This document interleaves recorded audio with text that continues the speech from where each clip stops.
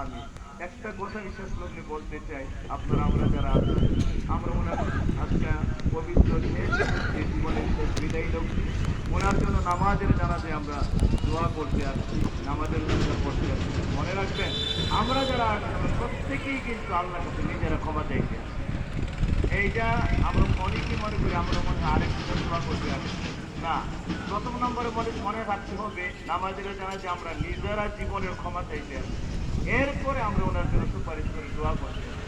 কারণ এই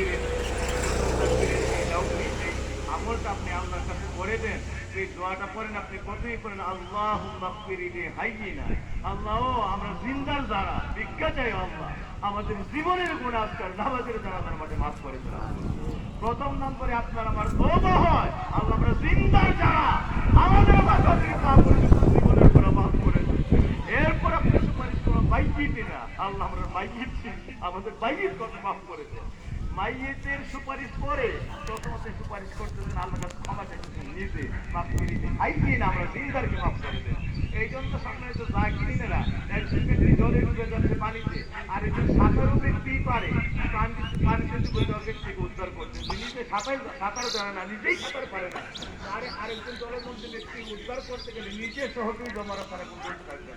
আরেকজন সুপারিশ করতে আসছেন, আপনার ৩,০০০টা মামলা, সকালের গুণা, বিকালের গুণা, রাত্রের গুণা, দিনের গুণা, গীবতের গুণা, মিথ্যার গুণা, শিরকের গুণা, জিনার গুণা, কত গুণাতে আছে দিনের আপনি মামলার শেষ নাই। আপনি আবার আরেকজন সুপারিশ কি করবেন? আপনি তো ফেরারই আসামি আল্লাহর দরবারে।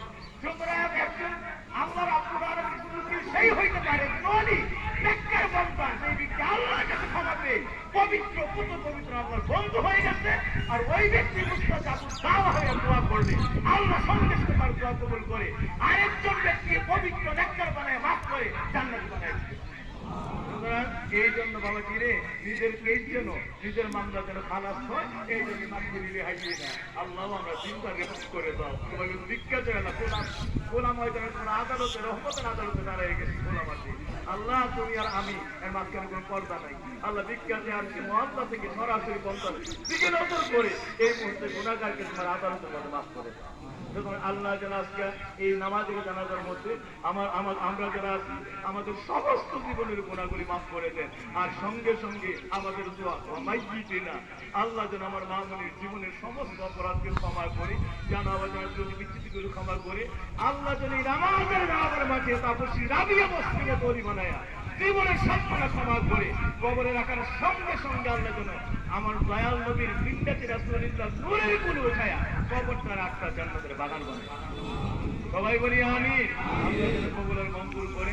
এখনই আমি মাইক ছেড়ে দিচ্ছি, শেষ আমি বলছি আমি ওনার সম্পর্কে যতটুকু জানি, উনি ছিল দরদি মানুষ, সেবক মানুষ, সেবিকা মানুষ, উনি মানুষের সুস্থ করে দিতেন, পাড়া প্রতিবেশীর সুস্থ করে রাখতেন, যতটুকু পারতেন উনি গান খয়রাত সাহায্য করতেন, মানে সব দিক থেকে মিলিয়ে একটা নেককার মানুষের যে আলামত আছে ওনার পবিত্র জীবন নামার মধ্যে আলামতগুলি খুঁজে পাওয়া যায়।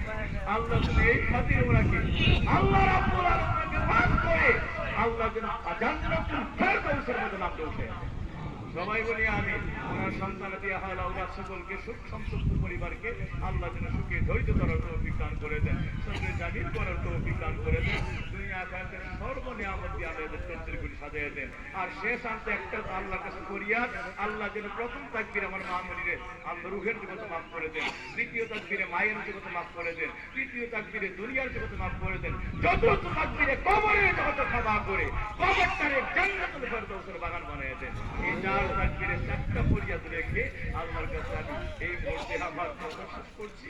আল্লাহ যেন চার তাকবীরে চার জগতের মাগফিরাত ওনার জন্য আল্লাহ কবুল মঞ্জুর করেন। ওয়া আখিরু দাওয়ানা আলহামদুলিল্লাহ।